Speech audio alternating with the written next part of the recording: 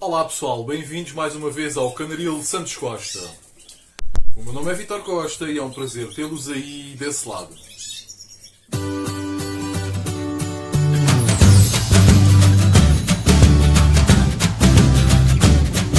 Hoje venho apresentar mais uma entrevista. Desta feita voltámos a voar até ao mundo dos Glosters e fomos até à zona de Cascais a entrevistar mais um criador de Glosters.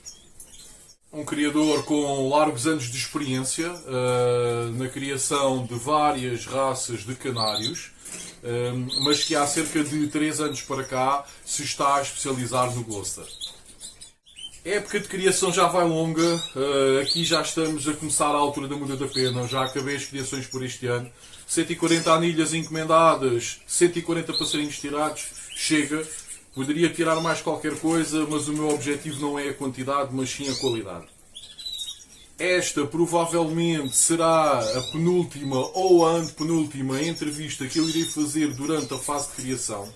Depois irei fazer aqui uma pausa, pessoal, mas prometo que irei voltar com temáticas, nomeadamente sobre a muda da pena, sobre a preparação das aves para participarem nas exposições, entre outras temáticas, ok? Sem mais delongas, apresento o criador de Glosters, Paulo Correia. Ora, quero agradecer-te antes de mais pela tua disponibilidade para seres entrevistado aqui para o canal. Eu ia-te pedir para que te apresentasses, ou seja, que indicasse o teu nome, onde vives e que tipo de aves querias no momento. Vítor, o meu nome é Paulo Correia. Eu resido no concelho de Cascais, aliás, do qual eu sou natural. Tenho 47 anos. Atualmente estou a criar uma das raças de porte, se não a raça de porte mais criada no mundo. Estamos a falar do canário Gloster. Embora tenha tido outras experiências dentro dos canários de porte, posso dizer que se calhar já criei tudo um pouco. Mas há 3 anos que tenho vindo a tentar fazer um trabalho nesta raça. Okay. Olha, diz-me outra coisa. Lembras-te da primeira ave que tiveste? Vítor, eu acho que comecei como, se não começámos todos, ou quase todos, o meu falecido pai, já era um apaixonado por aves. O meu irmão mais velho, que muitos devem conhecer, estou a falar de Ricardo Correia, também tem aves há uma série de anos. Nós temos alguma diferença de idade, portanto ele tem mais 14 anos que eu. E eu desde miúdo que me vejo ligado às aves. E quando era o miúdo, o que é que nós tínhamos? Os lugros, os pintacilgos, alguns passaritos de fauna, que entretanto foram desaparecendo e foram dando lugar a outras aves. Exatamente. Olha, diz-me outra coisa. Com que espécie de aves é que te iniciaste nas criações? Ora, canários. Comecei por canários. Lembro-me que comecei com canários a única raça que nós temos de desenho. Portanto, é uma raça que está inserida nos canários de porte, mas é uma raça de desenho.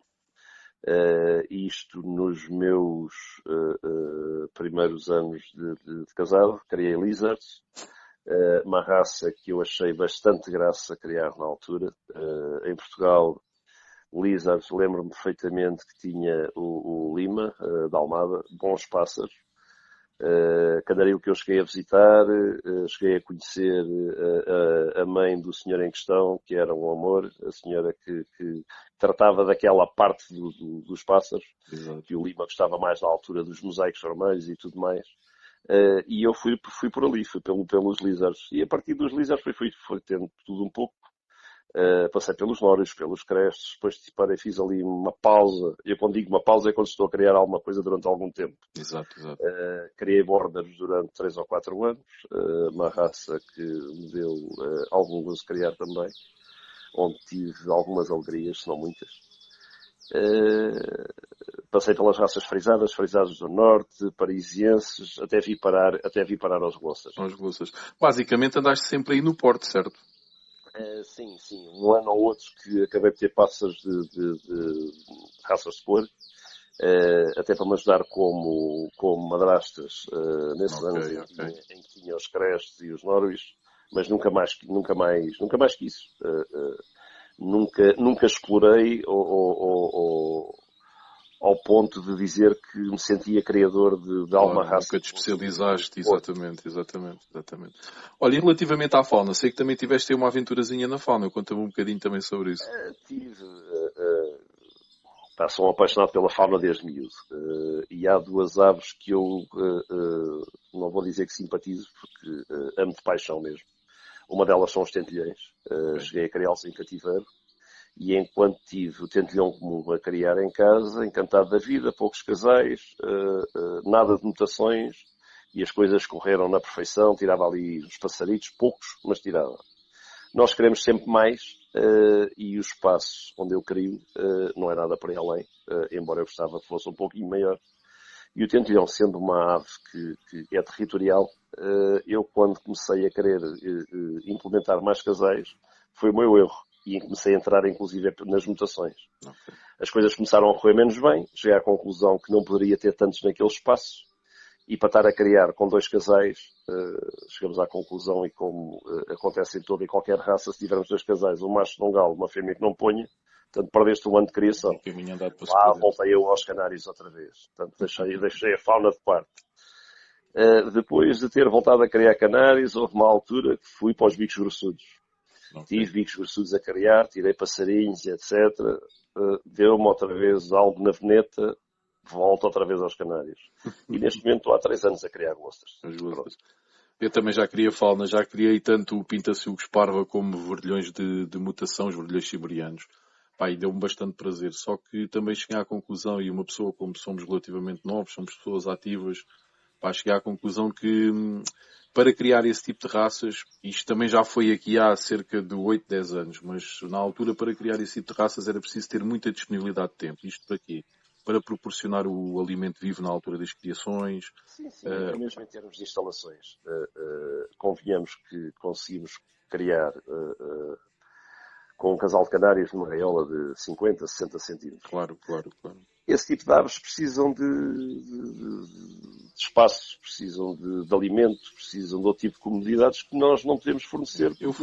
Acabou por ser o que eu senti mais na altura. Condições necessárias a que isso aconteça. Eu verifiquei que na altura, o alimento vivo na altura da criação era crucial. Ou seja, eu chegava à casa, eu saía de casa muito cedo, chegava à casa ao final do dia, e deparava-me com as crias mortas. E cheguei à conclusão que era o alimento vivo, porque eu, no decorrer dos fins de semana, quando me encontrava em casa, eu disponibilizava frequentemente durante o dia o alimento vivo para os pais alimentarem as crias, e as crias ficavam fortes e saudáveis. Durante a semana, devido à minha ausência durante o dia, perdia muitas crias. E cheguei à conclusão que é uma paixão que eu tenho também, porque eu, como tu, também comecei na fauna, ou seja, comecei a armar ao visgo, a armar à rede e tudo mais, e ter uns passarinhos. Exatamente. Que é mais que normal. E é realmente uma paixão, mas não tenho disponibilidade de tempo na altura, neste momento agora, para conseguir conciliar a criação de aves de fauna com o trabalho. Não dá, é impossível. Tá bom, amigo. Olha, diz-me outra coisa. És sócio de que clube ou de que clubes? Olha, sou sócio do Clube de Almada. Okay. Fica-me mal, se calhar, dizer que não sou sócio do GCP ainda, mas isto derivado daquilo pelo que temos passado no último ano e meio, 2 anos, ainda não se proporcionou, algo que eu tenho vontade que venha a acontecer, e virei ser sócio, como é óbvio. Mas neste momento sou só sócio do Clube de Almada. Okay. Expões as tuas aves? Se sim, em que exposições é que costumas participar? Olha, desde que crio Glosters, portanto há 3 anos, este é o terceiro ano de criação, portanto as aves deste ano ainda não chegou à altura de serem expostas. Exato. O ano passado aconteceu o que aconteceu, não houve exposições para ninguém. No primeiro ano consegui fazer uma exposição e nunca consigo fazer muito mais, porque eu sou apologista que as aves devem ser acompanhadas pelo Criador para saber porque é que ganhamos ou porque é que perdemos. Exatamente. Temos de facto mandar-nos as aves. Olha, ganhei, fico todo contente, mas ganhei porquê? Mando as aves, olha, perdi, fico menos contente, mas perdi porquê? Portanto, eu acho que as devo acompanhar para saber porque é que perdi ou porque é que ganhei. E então, como trabalho no ramo da restauração e nunca consigo ter muita disponibilidade nos fins de semana, consigo fazer uma exposição por ano e mesmo para que isso aconteça tenho que marcar férias para essa altura, e no meu primeiro ano de criação expus no Tuga. Portanto, uma exposição de Glosters, que é inserida na Avishira. Na Avishira, exatamente. E expus, marquei com os passaritos. Fiquei contente. 14 pássaros que expus, consegui marcar com 12. Para o meu primeiro ano, deixou-me com vontade de dar continuidade ao trabalho que estava a fazer, e cá estou eu pelo terceiro ano. E com vontade de expor este ano. Oxalá as exposições venham a acontecer. Olha, até relativamente às outras raças que já criaste, conta-me um bocadinho em termos de exposições, onde é que chegaste a participar, que prémios e títulos conseguiste tirar na altura, nomeadamente com os Borders. Olha, com os Borders foi se calhar uma das raças que eu criei durante mais tempo. O que eu tenho assim mais relevante em termos de participação e de prémios. A dada altura em Portugal criou-se um grupo de criadores de várias raças de porte para se mandar uns passaritos à Espanha, a uma exposição que havia na altura, que eu acredito que ainda há hoje em dia, em Cádiz, em São Fernando, uma exposição só de porte. Ok. E nesse ano, eu não posso precisar ao certo, 2009, 2010, portanto, por aí, ou 2009 ou 2010, não estou bem certo. Eu consegui, em 5.000 e qualquer coisa aves expostas, o conjunto de 10 pássaros mais pontuados da exposição. Portanto, embora tenha ganho tudo na raça, portanto, tive os 10 pássaros mais pontuados da exposição na altura. Havia, inclusive, um prémio para esse efeito. E esse prémio veio para Portugal, veio para a minha casa. Excelente. Cheguei a expor em Valongo, ao lado de uma pessoa que eu acho que é o supra dos supras nos Borders, ao lado do Vítor Neves. Exatamente. Nesse mesmo ano, os prémios foram divididos, portanto, metade, mas foram divididos, quando divididos foi 50%. Metade para ele, metade para mim. Fui campeão nacional desse ano, ganhei no Internacional do Atlântico, só me faltou ser campeão do mundo. Portanto, nos Borders foi aquilo que consegui. E isto porque deu-te na veneta e de um momento para o outro deixaste de criar a Borders. E isso deu-me na veneta, de um momento para o outro, entreguei os pássaros ao indivíduo para dar continuidade. Ao fim do ano já nem tinha pássaros, nem tinha gaiolas, nem tinha nada. Portanto, a continuidade que dele foi zero, foi nula. E eu, entretanto, fiz outra vez uma pausa, fiz um interregno nas criações. Até que voltei depois acho que foi após isso que eu comecei depois com os Tempelé. Ok. Olha, quantos casais de glossas estás a criar neste momento? Eu estou a criar com 30 casais, porque não tenho espaço para... Não é que não tenha espaço para fazer mais casais. Não tenho espaço para condicionar o fruto desses casais. A descendência, claro. Eu crio com 30 casais, portanto peço 160 anilhas por ano. Este ano já tenho os 160 pássaros, tenho as 160 anilhas gastas, tenho os meus pássaros praticamente separados, mas crio com 30 casais, sim. E desses 30 casais, trabalhas um bocadinho dentro da cor. Nós sabemos que o Gloucester é um canário de porte, mas nós, criadores de Gloucester, falamos assim um bocadinho, ou seja, crias com lipocromos, crias com azuis, canelas, mais verdes. Fala-me um bocadinho do teu plantel. Olha, Vitor, aquilo que eu tenho, a minha linha de pássaros, baseia-se, e para não dizer a 100%, baseia-se um pouco nos melânicos. Ok. Portanto, eu tenho buffs, TPS, tenho faunos e canelas, tenho azuis, e é o que tenho.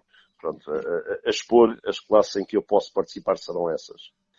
Não tenho nada de lipocromos 100%, não tenho grisols, não tenho nada disso. Ok.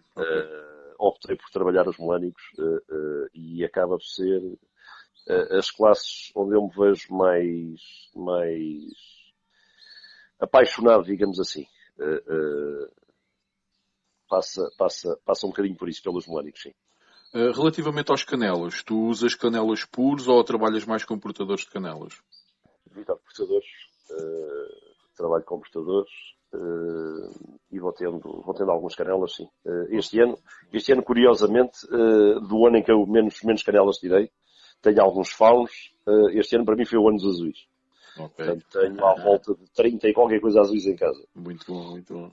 E alguns passarinhos com qualidade, que eu já tive o cuidado de ver alguns vídeos. Sim. Deixa-me concordar contigo, sim, são. Aqui o importante depois é ver a altura da muda para ver se há passarinhos que se vão abaixo, há outros passarinhos que entretanto até damos pouco por eles e depois acabam por rejuvenescer após a muda. Lá está, a muda é sempre uma incógnita. Mas há sempre aqueles passarinhos que nós assim por definição ficamos logo com eles gravados na nossa memória. Se tudo correr bem, são sempre passarinhos que nos vão dar algumas alegrias. Olha, há quem me chame maluco. Eu já fazia isso à altura das bordas. O potencial dos pássaros eu vejo-os na borda do ninho. Okay. Isto dos pássaros de porta, atenção. Eu fazia essa primeira escolha nas bordas e faço nas glosters também. Na borda do ninho, se estiveres com atenção, vês dali muito o que vai ser o pássaro em adulto. E eu continuo a fazê-lo e não tenho nada de mal. Ok. Olha, em termos de alimentação, administras a mesma alimentação durante todo o ano ou alteras consoante a fase da época? Basicamente, em termos de sementes, igual todo o ano. Até porque eu trabalho com alpista, não trabalho com mistura. Ok, dá só alpista, ok. Só alpista, sim. Okay. Depois, na altura das criações, como todo e qualquer criador, terei que administrar as papas, trabalho com sementes germinadas. Ok. E depois tudo o resto, não é? Complexos vitamínicos, proteicos, minerais, tudo o resto, o que é inerente, portanto, na altura das criações. Fala-me uma coisa, tu sendo do tipo de criadores que só administra alpista durante o ano todo, como é que tu complementas depois as eventuais carências vitamínicas, proteicas e tudo mais? Como é que tu fazes? Acabas de fazer algum mix que vais dando com alguma frequência durante o ano, de sementes, não? Explica-me um bocadinho. Durante o ano, e vamos falar na altura do defeso, que é assim que eu trato. Eu trato isto por alturas. Okay. Portanto, a altura do defeso, acabou-se a altura da criação, vamos iniciar a altura da muda. Os meus pássaros comem única e exclusivamente alpista no comedor. A título de guloseima, dou-lhes de vez em quando um pouco de brilho. Okay. Não quero com isso dizer que eu não possa lembrar-me e dizer assim, olha, hoje passei no supermercado e vi, olha, os brócolos estão com um bom aspecto. Trago uma cabeça ou duas brócolos para casa, trituro, junto um bocado de papa, tenho aqui um bocado de sementes para germinar que ainda me sobraram, boas germinadas ou só remolhadas, e dei-lhes aquilo a título de guloseima. Mas dou isso quando o rei faz anos.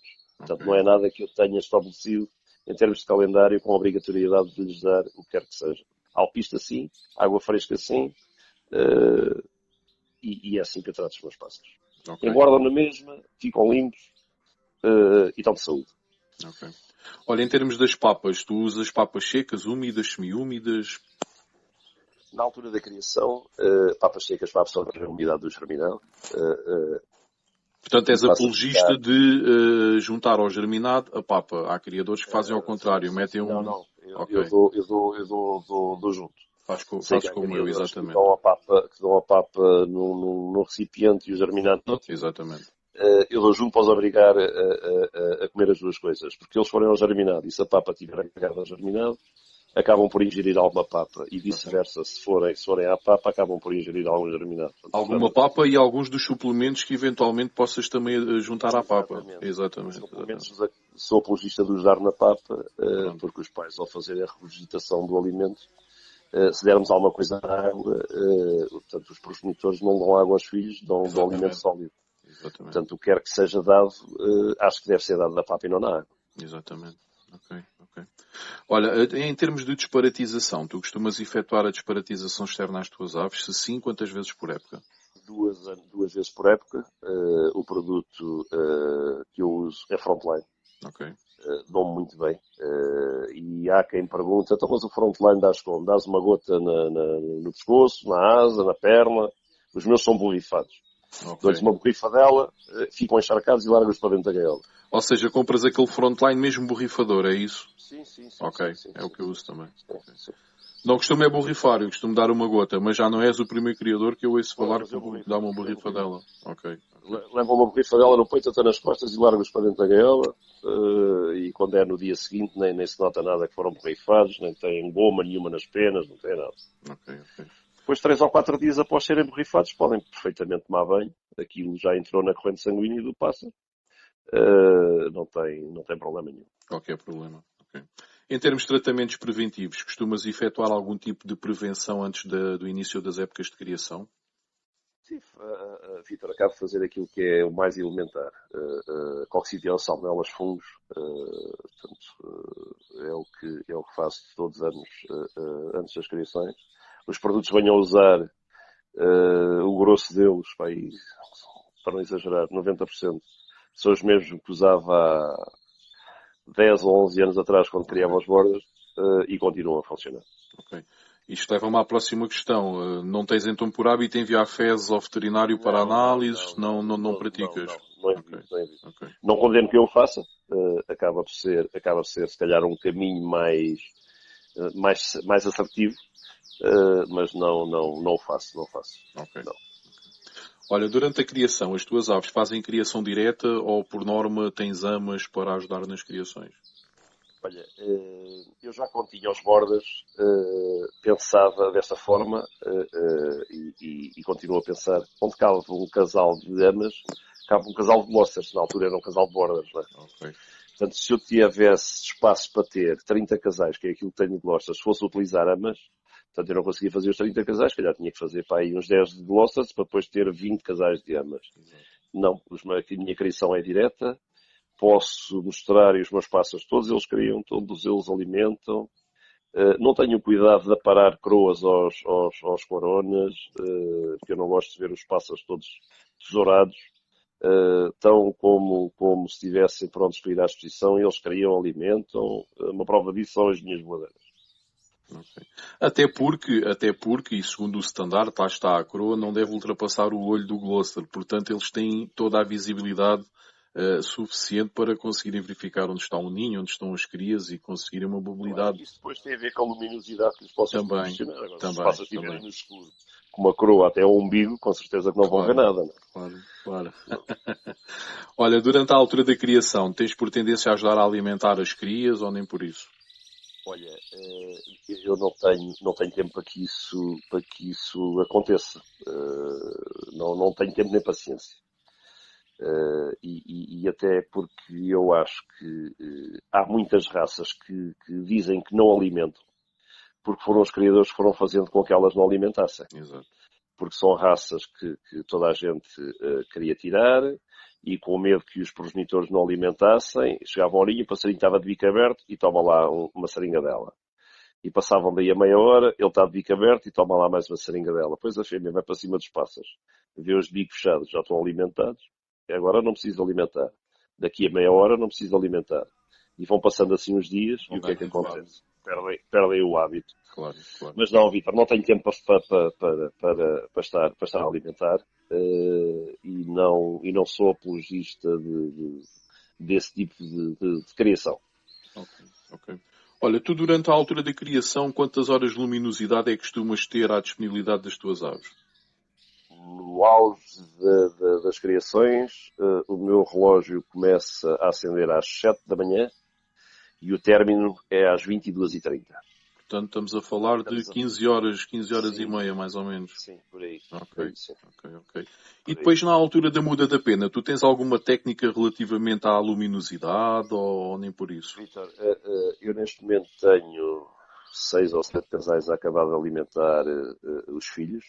Pássaros que já estão aí com...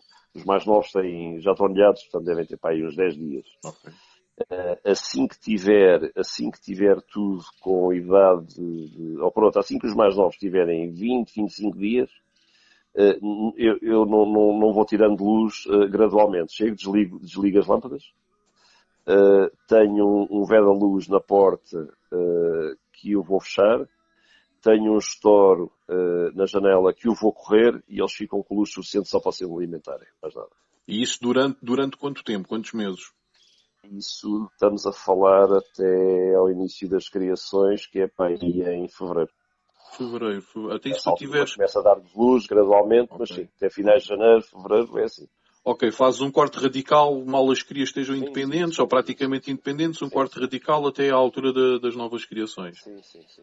Diz-me então outra coisa, relativamente à preparação das aves para levar a exposição, como é que tu depois fazes, tendo em conta que não tens luz durante esse tempo todo, que é o tempo das exposições, não é? A preparação que eu faço às minhas aves, isto agora funciona assim. Quando for daqui por 2 meses, sensivelmente, começo a tirar alguns dos jovens que eu acho que são mais promissores Potencial, claro. e começo a partir as gaiolas de criação ao meio com um separador e ponho um pássaro de cada lado com uma divisão opaca que não se vê. Verem. As minhas gaiolas são de 60, portanto fica com 30 centímetros cada passarinho. E é ali que eles vão ficar ou para depois criarem ou saem dali para as gaiolas de exposição para irem para alguma exposição. Okay. E não preciso pôr os pássaros dentro da gaiola de exposição uma semana antes, 3 dias antes, 4 dias antes. Ponho-os de véspera e eles vão para a exposição e se tiverem que marcar, marcam com os outros. Ok. Olha, em termos de poligamia, costumas praticar a poligamia no teu plantel? Ou seja, tens um macho excelente, top, de um sangue muito bom e juntas a 3 ou 4 fêmeas durante a altura da criação?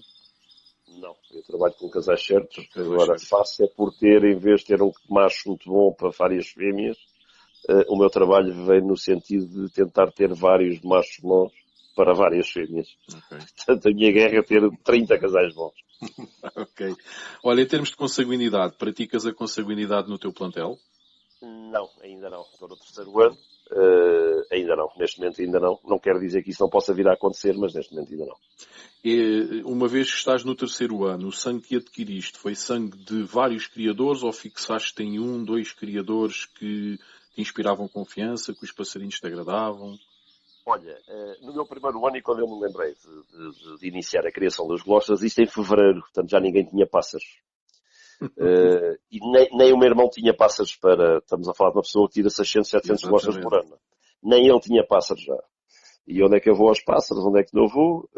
O meu irmão tem uma loja, um meio despenteado, outro meio torto, outro mais daqui, outro mais dali. Foi assim que eu comecei no primeiro ano. No segundo ano já tudo foi diferente. Não é? O meu irmão arranjou meus pássaros. Tenho outro indivíduo que é criador da raça com quem eu me dou bastante bem e tenho inclusive como sendo família o Quilopes e fui buscar os pássaros também na altura. Exatamente. Fui visitar o Albino, fui visitar o Carlos Martins e fui buscar os passaritos, uns aqui, outros ali, outros acolá. E o que é certo é que pus aquilo tudo dentro da mesma máquina de lavar e foram-se dar umas coisas engraçadas. Quer dizer, neste momento ainda tens um sangue muito variado no teu plantel, é isso, não é? Já não é tão variado assim. Já fizeste uma escolha, já acabaste por fazer uma sim. escolha, não é? Já foi filtrado. Okay. Mas pronto, o início passou por aí, sim. Ok. Fala-me um bocadinho das criações. Quando é que, por norma, costumas iniciar as criações e quando é que, por norma, terminam? Eu sei que já referiste há bocadinho que este ano já praticamente tens as criações acabadas, mas fala-me um bocadinho num ano normal, quando é que começas e quando é que acaba? Olha, em condições normais, eu faço um tratamento preventivo aos meus pássaros durante o mês de dezembro. Ok. Finais de janeiro, normalmente última semana de janeiro, primeira semana de fevereiro, começa a pôr ninhos. Okay. Aquilo quando é ao fim de 10 dias, 15 dias, 80, 90% das fêmeas estão agarradas ao choco. 2 posturas, são sempre certas. 3 posturas na eventualidade de haver anilhas. Nunca mais que isso. Isto a alimentar. Se por acaso houver um casal que não tenha os ovos cheios ou que acontece com alguma frequência, isto mal não acontece só aos outros. Claro. Não sou diferente de todo e qualquer criador. Aliás, este ano a minha primeira postura foi um fracasso. Correu mal. Tive seguramente 50% dos ovos vazios. Okay. Depois a segunda muito boa e esta terceira, se eu desse continuidade, tinha que alugar mais um espaço. Mas a primeira correu malzito, sim. Com 30 casais na primeira postura, tirar 40 passas é muito mal. Né? Sim, sem dúvida. Mas pronto, veio-se a compor e ter chegado assim, já às 160 anilhas é excelente. Sim, com 30 casais é uma sim, média muito boa. Muito boa. Sim. Olha, fala-me aqui um bocadinho na altura da separação das crias. Mais ou menos por que idade é que separas as crias? separas as crias ainda antes de as tirar definitivamente dos pais, se as separas também por algum tipo de grade, é técnica muito usada entre muitos criadores. Fala-me um bocadinho sobre isso. Eu trabalho com 2 ninhos. Os pássaros, quando estão a criar, ao 16º dia, tenho cuidado de pôr o segundo ninho. Exatamente. E É ao quando eles estão 20º dia, já preparados para saltarem do ninho, é isso? exatamente. E ao 20º dia, retiro os pássaros do ninho e são separados através de uma baia aberta. Ok. Independentemente de estarem com vontade de sair do ninho ou não, ao 20º dia, tudo cá fora, ninho é retirado, pais de um lado, filhos do outro. Por alguma situação especial ou é mesmo Olha, para tentar poupar das caudas, okay. Exatamente. porque quer queiramos, quer não, e se bem que eu considero isso genético. O grosso dos meus pássaros não depende, mas é sempre aqueles que nós gostamos mais de nos distrairmos. Que acontece. Exatamente. E às vezes não é uma nem duas e vão todas. E é preciso referirmos que essa situação das caudas, por norma, os pássaros de primeiro ano, as únicas partes do corpo das penas que não mudam são as penas das caudas e das asas. E que Olha, mas eu vou-te dizer uma coisa, eu tenho isso como experiência própria, e isso não é tão linear assim. Eu já tive pássaros do próprio ano a mudarem as remis e as retrizes. Okay. Não é tão linear assim. Há pássaros que fazem... Olha, o ano passado, inclusive, não aconteceu só comigo, houve mais criadores a comentarem isso. Pássaros ao primeiro ano a mudarem as penas das asas e das caudas. Que não é nada normal, exatamente. Não é nada normal, mas aconteceu. Exatamente. Mas pronto, isto para chegar à conclusão que, sendo a cauda arrancada, vai provocar, no mínimo... Podes contar com mais 1 centímetro. Exatamente. No mínimo, mais 1 centímetro relativamente ao tamanho total do pássaro. Sim, sendo o Gloucester um passarinho de 11 centímetros, 11 centímetros e meio, 12 centímetros vá no máximo, já estamos a falar de um pássaro com mais do que 12 centímetros. Lá está. É a tal situação. Por isso há que fazer algo para tentar poupar as caudas. Sim, sem dúvida. Tu falaste entre os 16 e 20 dias é exatamente o timing que eu uso. Ou seja, eu com 16, 20 dias, eu também trabalho sempre com 2 ninhos, eu com 16, 20 dias, automaticamente estejam os passarinhos, já tenham saltado voluntariamente do ninho ou não, eu agarro nesse ninho, meto numa divisão mais baixa, ou seja, tenho um parafuso mais baixo, para eles quando saltarem até estarem mais próximo do nível do chão. Tal e qual como as minhas velas estão montadas. Pronto, exatamente. E meto logo a divisão, e é o pai que preocupa-se depois em alimentar as crias pela separação, enquanto também já está a planear, já está a montar o outro ninho, vai ser galada, vai fazer a postura descansada. Ou seja, isto acaba por proteger os ovos da postura seguinte, porque nós sabemos que deixamos os passarinhos juntos, os passarinhos têm tendência de sempre ter com a mãe ao novo ninho. Sim, e depois acabam de sujar o segundo ninho. Exatamente, sujam os ovos e tudo mais. Exatamente. E evita depois a picagem, lá está. Pá, porque, por muito que isto seja genético ou não... E os pássaros ao serem retirados do ninho com 20 dias, a curiosidade por si só, eles começam a penicar na papa e começam-se a tornar muito dependentes mais cedo, exatamente. Exatamente. Sem dúvida, sem dúvida. Eu faço exatamente o mesmo. Olha, amiga, a última pergunta para terminar aqui a nossa entrevista. Fala-me um bocadinho o que é que tu achas de diferente ou de igual na atualidade entre as posições IGBA e as posições COM. O que é que eu quero dizer com isto? Tu achas que na atualidade os pássaros apresentados nas posições IGBA já começam a ter o mesmo tipo de standard ou o mesmo tipo de regras instituídas na COM ou nem por isso? Olha, eu como disse, sempre acompanhei a raça de perto e se calhar na altura visitava mais exposições onde estavam incluídos Gloucesters propriamente agora. E conseguia deparar que havia pássaros que ganhavam nas exposições IGBA, que nas exposições COM só se eventualmente concorressem ao lado dos crestos. Porque não teriam qualquer tipo de hipótese, não é? E os criadores chegaram a essa conclusão também, de modo a que neste momento toda a gente quer encurtar o tamanho aos Gloucesters para que tenham aves em seu poder capazes de concorrer tanto nas exposições IGBA como nas exposições COM. Agora, esse caminho já foi mais longínquo, é verdade. Há muita gente que conseguiu, outros que já tinham pássaros que seriam inseridos tanto numa exposição como noutra e com bons resultados. Posso citar criadores. O caso do Quilopes sempre teve passas curtos. Certo. O caso do Ricardo Correia sempre teve passas curtos. O Albino Almeida com passas curtos também. O Carlos Martins. Esses nunca se alargaram muito em termos de tamanho. Se calhar não ganhavam tantos prémios nas exposições IGMA, mas nas exposições COM nunca deixaram de marcar. deixar a sua marca. Claro. Agora, neste momento, acho que todo e qualquer criador que tenha Glosters deve se preocupar um bocadinho com isso, porque fugir ao standard da raça não é benéfico nem para quem os cria, nem para quem possa vir a adquirir passas desses criadores. Sem dúvida. Olha, amigo, da minha parte a entrevista está concluída. Não sei se queres aqui referir alguma outra questão que não tenhamos aflorado ou alguma informação que queiras deixar aos criadores iniciantes. Acho que falámos de tudo um pouco. Serve para quem tenha algumas dúvidas tirar proveito de alguma coisa, porque entre uma palavra e outra há sempre qualquer coisa que se aproveite. Sem dúvida. Resta-me agradecer-te o convite, resta-me parabenizar-te pela iniciativa e porque eu tenho acompanhado algumas das entrevistas que tens feito. Desejar-te sorte neste teu caminho, porque nunca conseguimos agradar a gregos e a troianos. Sem dúvida nenhuma. O mundo da ornitologia, não andas aqui há 2 dias, sabes que isto é complicado. Exatamente.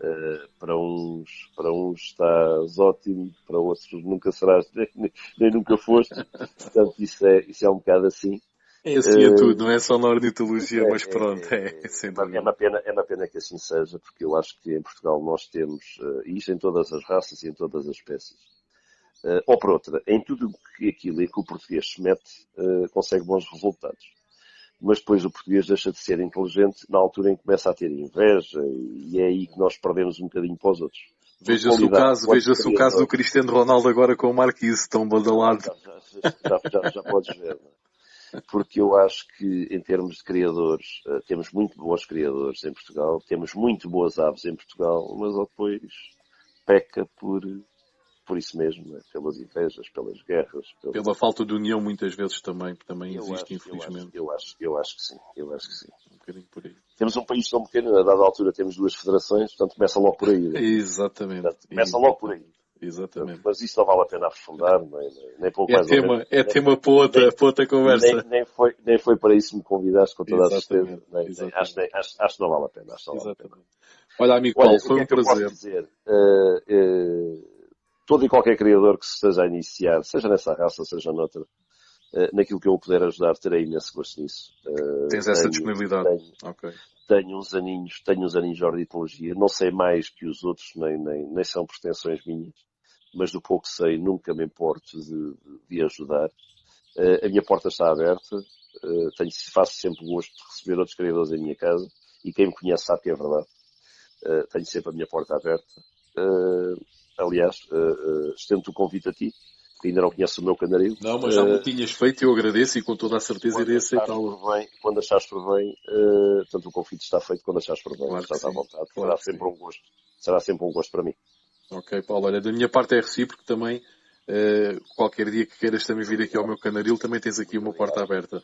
Resta-me desejar também um resto de boas criações, e agradecer pela disponibilidade que demonstraste em também seres entrevistado aqui para o canal e passares aqui um pouco do teu conhecimento aqui para quem tiver algumas questões, algumas situações, porque isto é como eu costumo dizer, isto acaba por ser uma laranja gigante, nós esprememos e depois tentamos tirar aquilo que efetivamente nos poderá ou não ajudar. É um bocadinho por aí. Tá bom, amigo? Olha, um forte abraço. Um forte abraço, Paulo. Um forte abraço. Obrigado. Vamos falando. Obrigado.